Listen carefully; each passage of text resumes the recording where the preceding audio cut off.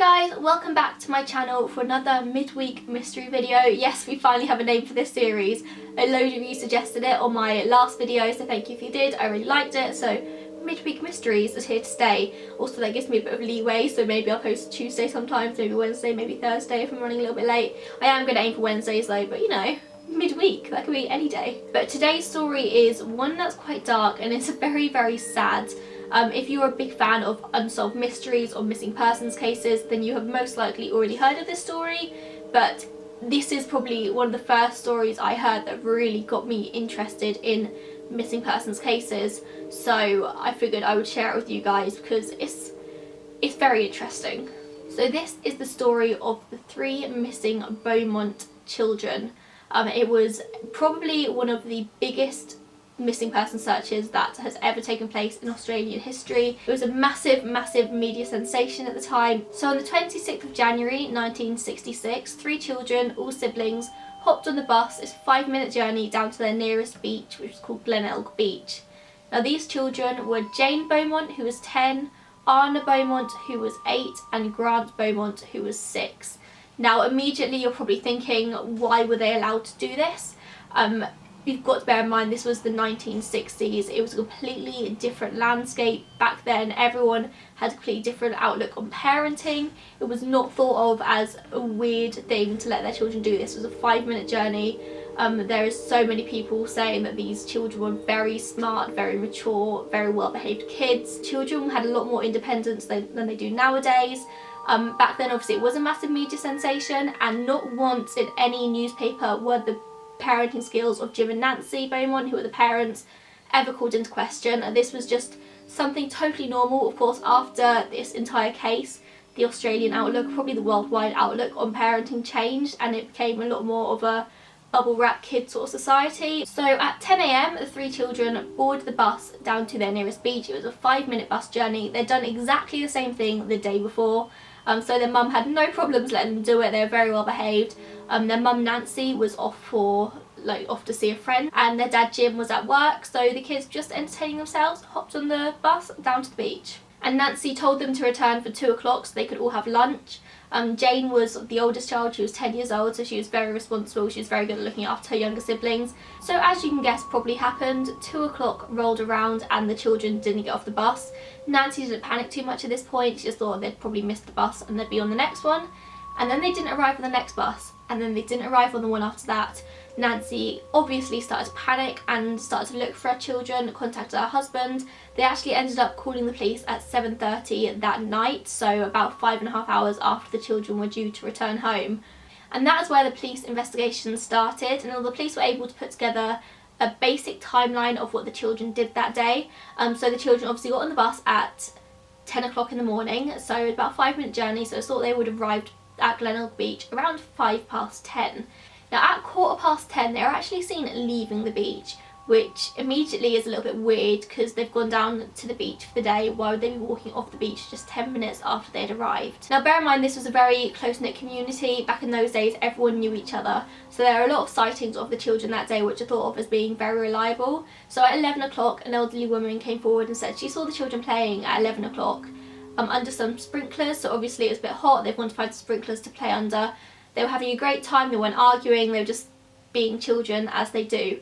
But she did say that she saw a blonde man lying about 15 foot away just watching the children. He was lying on his front just watching them play. But the elderly woman who saw the children under the sprinklers did say that just 15 minutes later after she'd first seen the children, she saw them again, and this time they were playing with the same man who was watching them. He was quite tall, lean, he was wearing a bathing suit and he was blonde. Now the next sighting comes at 11:45 AM and it comes from a nearby shopkeeper who works in a cake shop, and he said that the 3 children came in and bought themselves some sweet treats.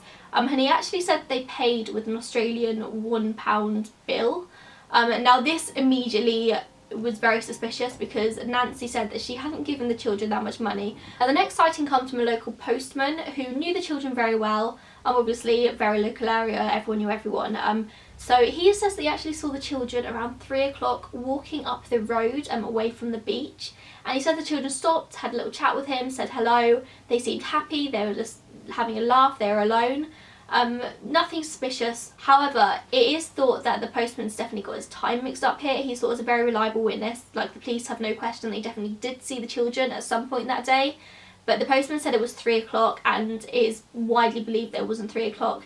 If it was 3 o'clock, then they're already an hour late for their curfew, so why are they just casually strolling up the road? They're well-behaved kids, they'd want to be home for lunch, they must be hungry at this point. Yeah, so the police definitely believe this happened, but they think it probably happened around midday, or maybe even earlier than that, maybe even around 11:30, maybe they were walking to the cake shop at this point. Now you're probably thinking they went to the beach, there's a big possibility they drowned, and of course this is a possibility, but I don't think it was a quiet day that day at the beach. It was middle of summer in Australia, so the beach would have been quite busy. If the children had been caught in the sea by a riptide or something, there's a very high chance that they would have been seen, and also none of their belongings were found on the beach. So if they were playing in the sea, they would have left their belongings on the beach, so they didn't get ruined obviously, and the belongings weren't there. So the police did very quickly start to believe that there was a lot of foul play at work here. The main things pointing towards that were the fact that Jane was a very shy kid. She was the oldest of the 3 children, but she was very quiet and she didn't open up very easily to people. So why was she happily playing with this man under the sprinklers? Her mum said it just wasn't like Jane at all. But her mum did recall something earlier that the middle child, Anna, had said to her, and Anna had just remarked to her, "Oh, Jane's got a boyfriend down at the beach." Immediately after knowing everything that's happened, that is very suspicious. There's a big chance here that the children were being groomed. Jane particularly was being groomed by this older man. The mum didn't question this at the time. She probably just assumed that it was Jane had made a friend with another little boy down the beach. I don't think at any point it crossed her mind that it could be an old and creepy man. The police think that the children had 17 belongings between them, including clothes, bags, towels, and none of them have ever been found. So that's 17 items. That is why the police think that the children probably weren't willingly with somebody. There's no sign of a struggle. If there was a struggle, like, things probably would have been left behind and stuff. And also the money. The money is probably the main thing that makes the police think there is a lot of foul play involved, because they had to have bought this money from somewhere. So in the years following the children's disappearance, there were obviously a lot of sightings reported all over Australia. It was a massive, massive case. And of course, every single sighting was followed up, but nothing concrete was ever found. So of course, the parents and the police were desperate. They turned to other means in order to find the children. And there's actually a psychic investigation done. Now, I'm not sure nowadays if police do work with psychics. I can't imagine that being something police do very often. But this was a massive media sensation. This guy, his name's French or something, Gerard Crosseau. He was a psychic from the Netherlands, and he came to search for children. He came on the 8th of November 1966. So I think he was in Australia for about a month, and he was useless, I'm not gonna lie. His story changed day to day. He lied completely. Nothing he said ever matched up to what he was saying the day before. It was just a complete shit show pretty much. But he did eventually lead police to a warehouse, and he said the children are buried here. Of course, the children weren't buried there. The police actually had a bit of a battle with the owners of the warehouse to dig it up. I think it was newly built, and because I think the main reason the psychic chose this place to dig up, because at the time of the children's death it was a construction site, which I don't think you need to be a psychic to figure out that could potentially be a burial site. But the police did dig it up and nothing was ever found. It was actually redug up again. Let me find the date. In 1996, the warehouse was actually completely demolished, and the owners did allow an entire full search of the site then in 1996, and still nothing was found. None of the 17 belongings, nothing even pointing to the fact that somebody could have been buried there. It was just a complete dead end. So 2 years after the children's disappearance, the Beaumont parents actually started to receive letters. Now, they received 3 letters in total. 2 of them were written by Jane, and 1 of them was written by the man. Now, in the letters written by Jane, she referred to her life being alright. She was pretty comfortable, like she didn't describe herself as being unhappy, and she described to the man who took them as literally the man, like capitalised and everything. And I think the parents probably did think it was a hoax at first, but the police did some investigations on it, compared Jane's handwriting to actual Jane's handwriting, and they actually said there's a good chance that this is real. So the letter from the man appointed himself as the children's guardian and said that he was willing to give the children back, and of course the parents were overjoyed. They set up a meeting spot, a time, a date, everything, and they were just very excited to get their children back. So of course they went, and they did bring a detective with them, just because obviously that's what you do. And they waited, and nobody ever turned up. A little while later, a third letter was delivered from Jane, and it said that the man didn't trust the parents. He knew they'd brought along a detective with them, and therefore he didn't trust them, was going to keep the children forever. Now, these letters were widely believed to be from the actual kidnapper. The parents obviously therefore thought the children were alive. The police thought they were definitely real letters and everything. So you can imagine the heartbreak in 1992 when new forensic examinations were done on these letters, only to reveal they were fake, and they were actually written by a teenage boy in his bedroom at the time. And I think a lot of people called for the teenager who wrote these letters to be jailed, but it was past the statute of limitations. Like, it had been so long that they couldn't arrest the man anymore. He was in his 40s, and that was that. A lot of cold cases like these are closed after a while. Tips stop coming in, and due to like forensics at the time, they weren't done properly and stuff, cases just get closed. However, this case is still open to this day. Police are still actively trying to figure out what happened to the Beaumont children. In November 2013, so like 3-4 years ago, they actually dug up a factory in North Plimpton, which I think was quite close to the area at the time. They used like groundbreaking technology to sort of analyse the soil and stuff. This came after a tip from somebody who was thought to be quite reliable. Again, nothing was found there at all. But on the 19th of January 2016, which was just 7 days before the 50th anniversary of the children's disappearance, a tip came in. So South Australian police received a phone call from somebody who was pointing to a suspect, and the claims are still being investigated now. I will come back to this a little bit later, but keep that thought in mind. Okay, and now we talk about the possible suspects. So first up, we have Bevan Spencer von Einem. Now, I read a lot about serial killers. I read a lot of very messed up stuff on the internet. It takes a lot to shock me when it comes to serial killers and stuff like that. I struggled to read the stuff that this von Einem did. In 1984, when he was 37, he actually got life in prison for killing a boy called Richard Kelvin. Now, the police and prosecutors believed he had accomplices in this, and he was definitely involved in other murders. Like, the stuff he did was depraved. It's very widely thought that he had people working with him to cover things up, and he was definitely involved in other stuff, because people don't just do stuff like this to one person. It's a cycle of abuse. And von Einem refused to cooperate on any of these matters. He went down for this one boy's murder, but refused to talk about anything else. He was very, very uncooperative. So one of the main informants for the Richard Kelvin case was actually someone who the police referred to as Mr. B. Mr. B was thought of to be a very, very reliable witness. He gave them some invaluable information when it came to the Richard Kelvin case. He was very close, I think, to von Einem at one point.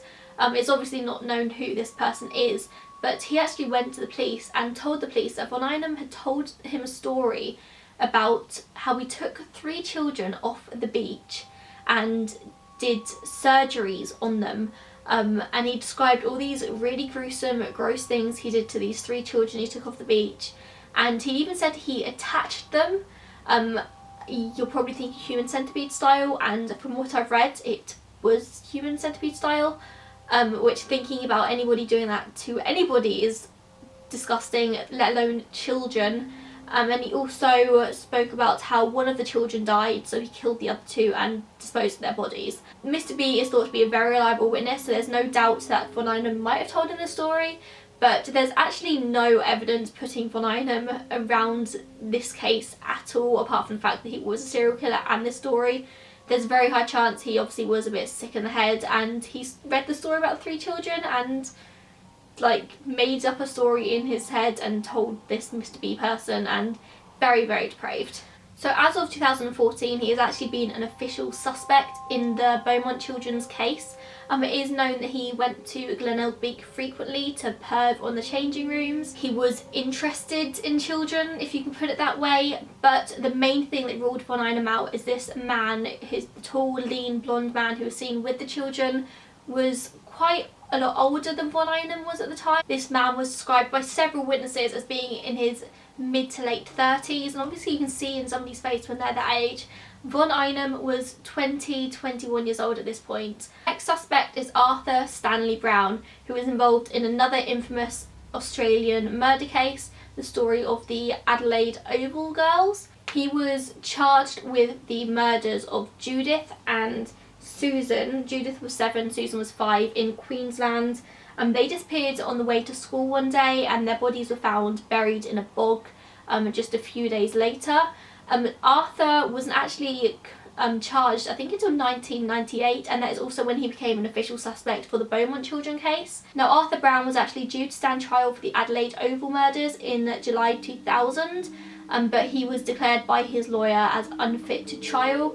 To be fair, he was unfit to trial. He was severely ill, he had Alzheimer's, he had dementia. He actually died 2 years later. I think it's awful that he died before these two girls were given any justice for their murders. He should have spent his entire life in prison, but he is very much thought to be a major suspect for the Beaumont children's disappearance because he matches the identikit drawings, the like e-fits, perfectly for the man who was thought to be watching the children that day.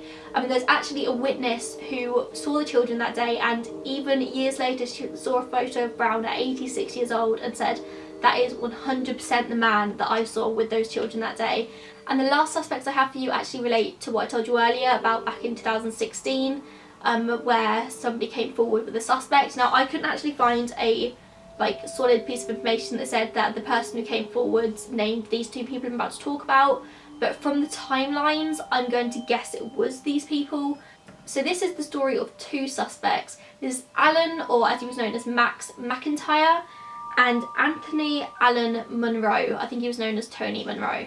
Max McIntyre actually had a son called Andrew McIntyre, who at the time was, I think it was sort of a Boy Scouts sort of thing.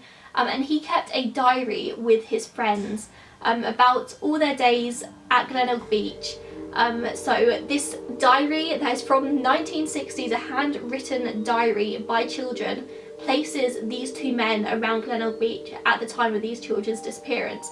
Now obviously that doesn't mean much, there's loads and loads of people who would have been at the beach these days. But Andrew McIntyre is now 63 years old, and he has come out with a whole load of stuff which definitely places his father and his father's friend Tony in the spotlight for these murders, or for the kidnapping. We don't actually know they're dead, but it can be assumed. Now, back in I think 2006, 2007, Andrew's sister Ruth actually came forward to the police and said to them, you need to look into this man, Tony Monroe. I think he was involved in the murders, and also said, you need to look into my father. I'm not entirely sure what their relationship is with their father these days, but I'm guessing it's not good.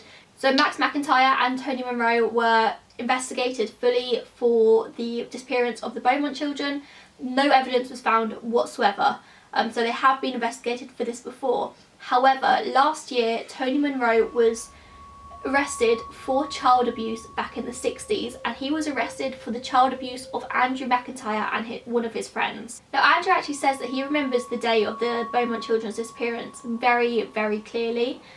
He said that he was meant to be going down to the beach with the two men for some diving that day, but they said to him, no, you've got to stay at home, we're going with other people. Now Andrew obviously he was quite young at this time. I'm not entirely sure. If I worked out, I'm sure I could figure out how old he was, but I'm assuming he was sort of 8, 9, 10 years old. So later in the day, when McIntyre and Monroe both returned home, they were apparently very distressed. Andrew's father had his head in his hands, he kept saying shit, shit, shit. Ruth McIntyre remembers it a little bit differently, and she actually says they had blood-stained clothes on, and that Monroe's car was actually filled with sand and blood. And she even claims that she saw the children's bodies in the back of Monroe's car, which is a massive, massive claim to make. I'm not entirely sure how seriously the police are taking these claims. Obviously, it's now been 50 years, 51 years since the disappearance. Why didn't Ruth come forward before 2007 and say any of this? And Andrew and Ruth are actually demanding that a well on their father's property be dug up. Apparently shortly after the murders, this well got filled up, and I think got filled up with concrete, and now they're demanding that this well gets dug up, and they think the children's bodies are in there. I'm not sure if the police are going to do this. I'm guessing because it's on private property, there's a lot of like blockages in the way there.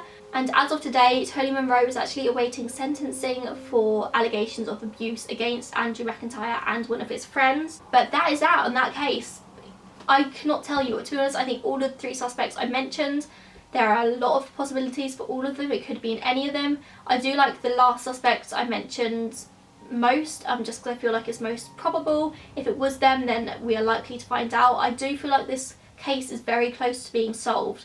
I don't think it's going to take much now to figure out what actually happened to these children.